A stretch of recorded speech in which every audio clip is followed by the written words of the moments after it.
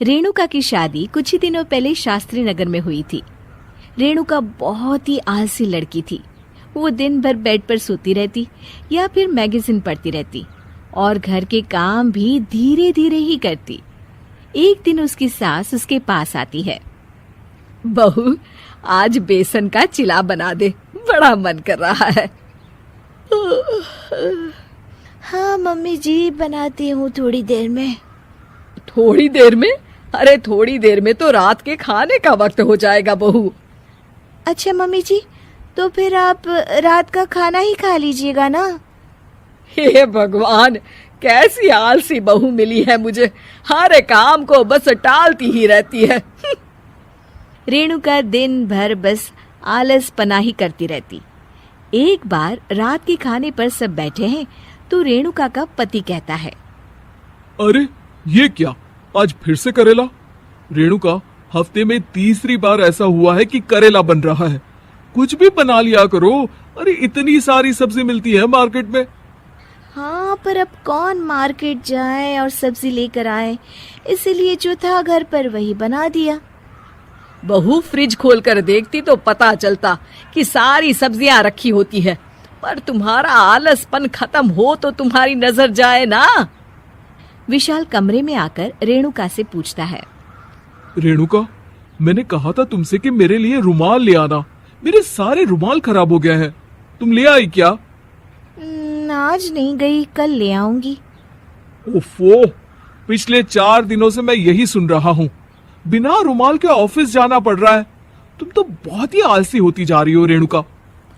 आपको रुमाल की जरूरत है ना, तो खुद ही खरीद लीजिए ना। हाँ, अब वही करूंगा। तुम्हारे भरोसे बैठा रहा तो कुछ नहीं होगा। एक दिन दरवाजे पर बेल बज रही होती है और रेणुका सोफे पर बैठी होती है, पर आलस में दरवाजा खोलती ही नहीं। अरे बहू, कितनी देर से बेल बज रही है? क्या कानों में रुई डालकर बैठी हो जो सुनाई नहीं दे रही बेल? मम्मी जी, अब आप आ ही गई हैं तो आप ही खोल दीजिए ना दरवाजा। क्यों मुझे ताना मारकर और देर कर रही हैं? अरे वाह, उल्टा चोर कोतवाल को डांटे। सास दरवाजा खोलती है तो उसकी पड़ोसन दरवाजे पर खड़ी होती है। दरवाजा खोलने में इतनी देर क्यों हो गई? सब सो गए थे क्या? और ये भी कोई वक्त है क्या सोने का? हाँ? अरे नहीं नहीं, ऐसी कोई बात नहीं है। आइए आइए, आप लोग अंदर आइए। ओफो, इन सबको भी अभी आना था। अब मम्मी जी लगा देंगी मेरी ड्यूटी किचन में। बहू पकोड़े तल दे, बहू चाय बना दे। अरे बहू, सो गई क्या? कब से आवाज दे रही हूँ, जा चाय बना कर लिया। हाँ मम्मी जी, अभी जाती हूँ थोड़ी देर में। सास रेणुका को आंख दिखाती है। मतलब थोड़ी ही देर लगेगी चाय बनाने में, अभी ले आती हूँ, बस झटपट। रेणुका रसोई में जाती है और इसी आलसीपन में वो चीनी की जगह नमक डाल देती है। जैसे ही सब चाय का घूंट भरते हैं, चाय थूक देते हैं। थू थू थू थू, ये कैसी चाय बनाई है तूने रेणुका? इसमें तो सारा नमक भरा है। हाँ, और ये पकोड़े, इसमें इतनी मिर्च है कि मेरी तो हालत ही खराब हो गई खाकर।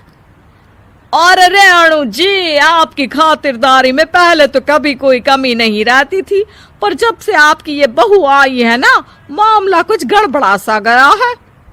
हाँ हाँ, जहाँ आप इतनी एक्टिव हैं, वहीं आपकी बहू एकदम आलसी, एकदम राम मिलाई जोड़ी लगती है।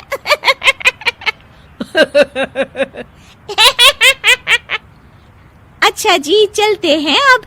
नमक वाली चाय पिलाने के लिए बहुत बहुत शुक्रिया। सब वहाँ से चले जाते हैं। अरे तूने तो मेरी नाक ही कटा दी बहू।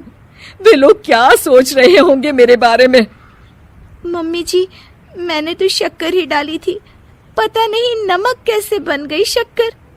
शक्कर नमक नहीं बना बहू रानी, तुम्हारा ये जो आलसपना है ना, ये उसी का नतीजा है। सॉरी मम्मी जी, अब मैं ये आलसपन छोड़कर सारे काम अच्छे से मन लगाकर करूंगी।